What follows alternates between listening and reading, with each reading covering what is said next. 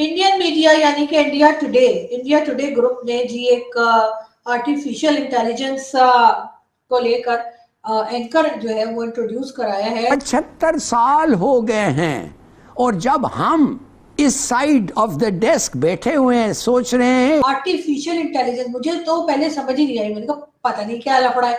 तो मैंने फिर अपने एक इंडियन दोस्त को फोन किया। मैंने कहा क्या करे तुम लोग? तो वो कहते हैं कि जी आर्टिफिशियल इस इंटेलिजेंस किस्म का फ्रेम ऑफ माइंड है हमारे लोगों को। कभी कभी मैं समझता हूं हम स्किज़ोफ्रेनिक्स हैं। स्किज़ोफ्रेनिया एक बीमारी है। मैं क्या हूं फिर? आप बता दें मैं क्या? खान साहब आप ढक्कन है। आपकी मिसाल भी देना चाहूंगा, खाने को आटा नहीं है, खाने को आटा नहीं। सऊदी अरेबिया इस वक्त खुल गया, सैन में चल चुके हैं, बॉलीवुड के शो हो रहे हैं, लेकिन आप चाहते हैं जिहाद करना। मौशी बहरान दिन ब दिन संगीन होने लगा। IMF से मुज़ाकरात मुकम्मल न होने से परेशानियां बढ़ गईं। वफाकी हुकूमत ने $2 अरब के सुकूक बॉन्ड्स जारी नहीं कर सकी। भारत अपने इस चीज में कामयाब ये होगा कि उनकी इकॉनमी इंप्रूव हो जाएगी, वो अगले लेवल पर चले जाएंगे, वो रीजनल पावर बन जाएंगे, वो फ्यूचर में सिक्योरिटी काउंसिल में परमानेंट सीट ले लेंगे, वो कई चीजें गेन कर जाएंगे। जो मेरे साथ इंडिया से लड़के आए हुए थे ना, उनका क्या प्लान था कि स्टडीज खत्म होने के बाद they will go back to the country और वो काम करेंगे। आर्ट्स आते हैं और बहुत सारी जो है लैंग्वेजेस आती हैं जिसमें वो न्यूज पढ़ेंगी और अपडेट।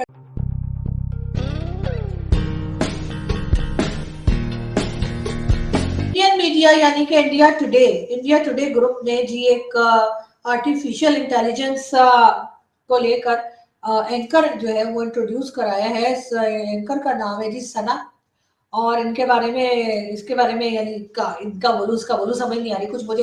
तो खैर इसके बारे में कहा जाता है कि जी ये एजलेस होंगी, बहुत गॉर्जियस हैं, एजलेस हैं, टाइमलेस हैं और कई कई सेवरल जो उनको कहना चाहिए कि आर्ट्स आते हैं और बहुत सारी जो है लैंग्वेजेस आती हैं जिसमें वो न्यूज पढ़ेंगी और अपडेट रखेंगी।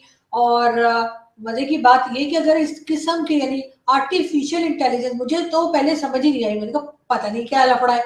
तो मैंने फिर अपने एक इंडियन दोस्त को फोन किया। मैंने कहा क्या करे तुम लोग? तो वो कहते हैं कि जी आर्टिफिशियल इंटेलिजेंस यानी कि रोबोट, ठीक है, ये एक रोबोट होगा और ये पूरा कंट्रोल में होंगी। तो जाहिर है कि जब रोबोट है तो फिर ना तो उनके मतलब ब्यूटी को कुछ होना है, ना उनके फिगर को कुछ होना है, उन्होंने पकौड़े खाने नहीं है और ना ही कोई और प्रॉब्लम होनी है। और साथ साथ बहुत सारी लैंग्वेजेस भी आती होंगी, जाहिर जो फीड कर दी गई होंगी उन लैंग्वेजेस में आपको जो है वो अपडेट भी मिला करेगी। और इससे पहले इस तरह के आर्टिफिशियल इंटेलिजेंस वाली एंकर जो है वो जी चाइना ने इंट्रोड्यूस कराया था। और अब हमने सुना है यानी जो न्यूज आई है वो ये है कि जी इंडिया टुडे और आज तक जो चैनल है वहां पर ये इंट्रोड्यूस कराया जा रहा है।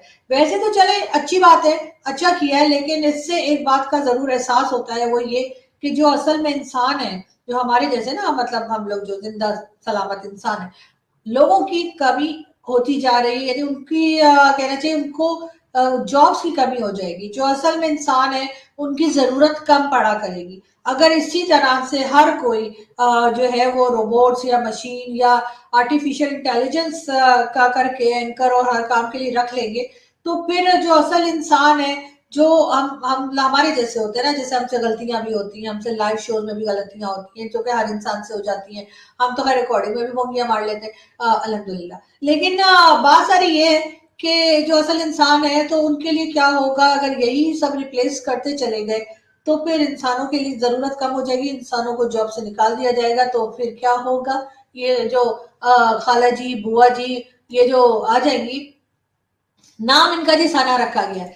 तो खैर वैसे तो अच्छा है, इस किस्म के एक्सपेरिमेंट्स होने चाहिए, लेकिन थोड़ा सा एहतियात से, इसलिए कि जो चीज इंसान कर सकता है बहरहाल आर्टिफिशियल इंटेलिजेंस या मशीन नहीं कर सकती। इस बात का हमें ख्याल रखना चाहिए और इस बात को हमें इम्पोर्टेंस भी देनी चाहिए कि इंसानों की जरूरत नहीं। मतलब एक तरह तो हमारी आबादी जो है इंडिया की जो है वो चाइना को भी क्रॉस करने वाली है और साथ साथ आप इस किस्म की चीजें भी निकालते जा रहे हैं कि जिससे कि उनकी जरूरत ही ना रहे इंसानों की। मगर खैर मुझे खुद समझ नहीं आ रही, मैं खुद कंफ्यूज हूँ कि मैं क्या बोलूं। लेकिन भारत कुछ सोच के ही बनाया गया होगा। मगर खैर मुझे तो यही लगा कि अगर इस तरह की चीजें आनी शुरू हो गई मार्केट में जाहिर है मार्केट में मिला करेंगी ना, तो फिर तो जो असल इंसान है उनकी अहमियत कम हो जाएगी, जो कि नहीं होनी चाहिए। खैर, ये मेरा मानना है, ये मेरा सोचना है। हो सकता है कि जिन लोगों ने ये लॉन्च किया है आर्टिफिशियल इंटेलिजेंस एंकर, उनका कुछ और सोचना हो, वो हो सकता है मुझसे बेहतर सोच रहे हो। लेकिन भारत, मुझे जो लगा मैंने तो बता दिया, अब आप लोगों को अच्छा लगे या बुरा लगे। भारत, हम चलते हैं जी एक और वीडियो की तरफ और फिर बात करते हैं। मैं हूं पठान, पैदा हुआ हूं पंजाब में और मेरी 500 साल से खानदान पंजाब में थे। वालिद का जो खानदान है वो न्याजी है, वो हमेशा मियां वाली के में रहा है। वालदा की जो सारी फैमिली थी वो हिंदुस्तान में थी। मैं क्या हूं फिर, आप बता दें मैं क्या। जी खान साहब, आप ढक्कन है, मतलब मुझे तो फिर यही समझ आ रहा है, इसके अलावा कुछ नहीं। इंडिया ने अपनी हिस्ट्री का लार्जेस्ट रॉकेट लॉन्च किया है, स्पेस रॉकेट, जो कि 36 सैटेलाइट्स कैरी करता है। और इसके अलावा उन्होंने रशिया का रिकॉर्ड भी तोड़ा है। पाकिस्तानी पब्लिक से बात करेंगे कि हम भी तो स्पार्को के नाम से एक स्पेस एजेंसी रखते हैं। हमें भी बहुत कहा जाता है कि पाकिस्तान में टैलेंट बहुत है, जज्बा बहुत है। क्या हमें दूसरी चीजों में जो कंपटीशन का बताया जाता है, स्पोर्ट्स में कंपटीशन का, बॉर्डर में, डिफेंस में बताया जाता है, टेक्नोलॉजी, एजुकेशन और हेल्थ के हवाले से हम कितना पीछे हैं, कैसे ग्रो कर सकते हैं, क्या सीख सकते हैं इंडिया से? इंग्लैंड में आपने बताया बहुत से लोग ऐसे हैं जो आईटी से बिलोंग करते हैं, बड़ी बड़ी पोस्ट पे हैं और वो इंडिया से है। मोस्टली हमारे यहाँ से जो यूथ जाती है वो वहां पे जाके क्या करती है ज्यादातर? आपको बी वेरी ऑनेस्ट, जो हमारे ज्यादातर स्टूडेंट्स यहाँ से जाते हैं ना, जो मैं भी वहाँ पे पढ़ने गया हुआ था, ठीक है, स्टडी वीजे पे गया था मैंने। मुझे तकरीबन 15 साल हो गया वहाँ पे। तो जो मेरे साथ इंडिया से लड़के आए हुए थे ना, वो अब पूरी फीस लेके आए थे as a loan from the government. Indian government जी, पूरा लोन लेके आए हुए थे। और उनका क्या प्लान था कि स्टडीज खत्म होने के बाद they will go back to the country, और वो काम करेंगे या अपनी फील्ड में काम करेंगे, ठीक है। और जो अच्छा जी, actually including me as well, कि